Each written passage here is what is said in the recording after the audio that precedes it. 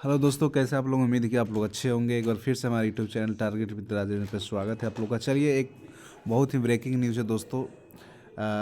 NCT जो है NIOS DLED जो हमारा ODL मोड में था, एक लेटर जारी कर दिया है सारे secretariat, commissioner of education, state government, UTS administration, central government, KVS, सबको जारी किया गया है। देखिए, ये हमारा लेटर आज 27/1/2025 को जारी किया गया है। एनसीटी अपने वेबसाइट पर इसको अपलोड कर दिया है। देखिए क्या है, इसको हम जानते हैं। सब्जेक्ट अगर हम बात करें, सब्जेक्ट इनका क्या है, तो फॉरवर्डेड द ऑर्डर डेट, जो ऑनरेबल सुप्रीम कोर्ट के द्वारा जो है डिसीजन दिया गया था, जो पिटीशन रिव्यू किया गया था, उसको जो है उसी के रिगार्डिंग जो है ये जारी किया गया है सारे स्टेट्स को और सारे सेंट्रल गवर्नमेंट को और UTS को और KVS को भी। तो चलिए देखिए, NCT as a statutory body of the government of India came to existence of pursuance of the national council of teacher education act 1993, 17 August 1995 ये बताया गया है इसमें। टीचर एजुकेशन के लिए जो भी पॉलिसियाँ वगैरह को होती है, प्लान होती है, वो सारे जो है मैंडेट हैं। एजुकेशन डिपार्टमेंट को जो है ये पालन करना पड़ता है। जो गवर्नमेंट जो डिसीजन लेती है, जो भी रेगुलेशन है, जो भी नॉर्म्स है, जो स्टैंडर्ड टीचर एजुकेशन के लिए होता है, उसको लागू करते रहती है। तो ये पावर्स जो है काउंसिल डिटरमाइन करती है minimum standard of education for teacher qualification, कि प्राइमरी प्री प्राइमरी का टीचर का क्या क्वालिफिकेशन होगा, अपर प्राइमरी का क्या होगा, सीनियर सेकेंडरी का क्या होगा, सेकेंडरी का क्या होगा।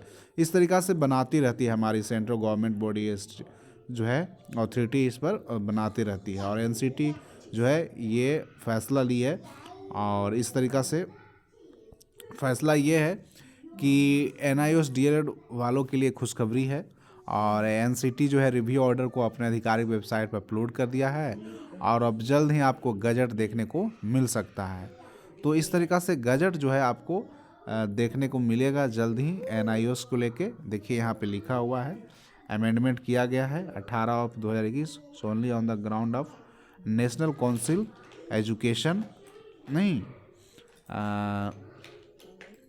में ये किया गया है। और इस तरीक़ा से ये सारे चीज़ें जो हैं आपको लागू कर दिया गया है। अब NIOS वाले जो भी विद्यार्थी हैं, स्टूडेंट जो ODL मोड में किए थे, उनको जो है TRE 2-3 में मौका नहीं मिला, और ये बहुत दुर्भाग्य की बात है। कहीं ना कहीं इनको एक अपॉर्चुनिटी, 2 अपॉर्चुनिटी उनसे चला गया, उनके हाथों से। कहीं ना कहीं ये लोग भी जॉब में होते, तो आपके साथ हमारी संवेदनाएं हैं। लेकिन मैं यही कहूँगा कि चलिए कोई बात नहीं, आपके पास अभी भी समय है। देखिए, समय ख़त्म नहीं हुआ है, क्योंकि TRE 1-2 में कितना जल्दी हुआ था, आपको मालूम ही है कि TRE 1 और 2 जो कितना जल्दी आपका वैकेंसी क्लियर किया गया था। उसी तरह से TRE 3 में बहुत समय लग गया, 3 में। इस तरीक़ा से TRE 4 जो है कमिंग सून है, ये मान के चलिए मार्च अप्रैल के आसपास आने को है। तो मार्च अप्रैल तक आपको देखने को मिल सकता है TRE 4। तो TRE 4 में आप लोग जो है, जो भी NIOS कैंडिडेट हैं, NIOS, तो NIOS जो भी हैं, प्राइमरी, प्री प्राइमरी है, सीनियर में है टीचर, जो बनना चाहते हैं 1 to 5, 6 to 8 में टीचर, उनके लिए खासकर KVS से भी बच्चे, आपको मालूम है कि KVS में भी बच्चे सिलेक्शन लिए थे, और जब से डिसीजन आया है सुप्रीम कोर्ट का, उस समय से ये उनको भी बाहर कर दिया गया था। तो फिर से ये लागू कर दिया गया है पूरे भारत में, पूरे नेशन में।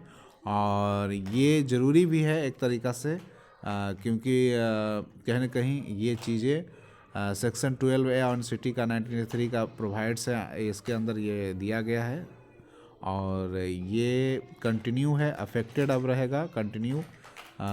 कोई भी पर्सन, स्टेट गवर्नमेंट, ये चीज़ें जो है अथॉरिटी है, ये कहीं ना कहीं सारे जगह लागू हो गई है। और आप लोग अब अपना तैयारी में TRE 4 में जुट जाएं, क्योंकि कहीं ना कहीं ये चीज़ें अब आपको देखने को मिल सकता है। एनसीटी गजट लेके आएगी, और गजट जो है तैयार हो जाएगा, उसके बाद ये पूरी तरीक़ा से कानून का रूप हो जाएगा, और ये वैलिड हो जाएगा एक तरह से।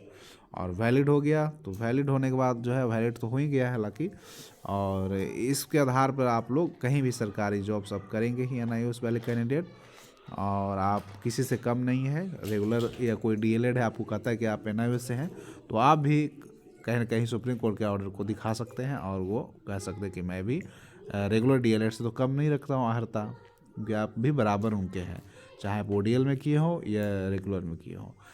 बात है कि कुछ लोग क्वेश्चन कर रहे थे कि सर क्या इग्नू से BEd कर सकते हैं ODL में, तो जो NIOS से DLED किए हुए हैं अभ्यर्थी, तो वो लोग क्योंकि मैं एक आपको क्लियर कर देना चाहता हूँ कि फेस टू फेस वहाँ पे लिखा हुआ एक पॉइंट आप देखिएगा जाके, तो फेस टू फेस जो भी कोर्स आपका DLED होता है, DLED ही जो रेगुलर किए होते हैं वो फेस टू फेस होते हैं। हमारा कोर्स था ODL NIOS का, तो ODL जो है फेस टू फेस नहीं है एक तरीक़ा से, 2 इयर्स डिप्लोमा, तो इसलिए आप इसके आधार पे BEd नहीं कर सकते हैं जो भी NIOS से DLED किए हुए हैं अभ्यर्थी, ठीक है, क्योंकि आपका ODL प्रोग्राम में था,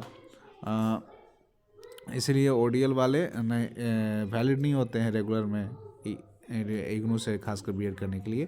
तो आप लोग अप्लाई ना कर दें कहीं ना कहीं, इस तरीक़ा से आपको जो रेगुलर DLED किए हैं वो तो अप्लाई कर ही सकते हैं, कोई इशू नहीं है, अगर कहीं ना कहीं वो गवर्नमेंट जॉब में है या फिर कहीं जॉब करने एक्सपीरियंस उनके पास है तो। चलिए, एक छोटा सा था एक वीडियो, मैं आपके लिए फिर लेकर मिलूँगा कुछ नए वीडियो के साथ। धन्यवाद, तब तक बने रहें। जय हिंद, जय भारत।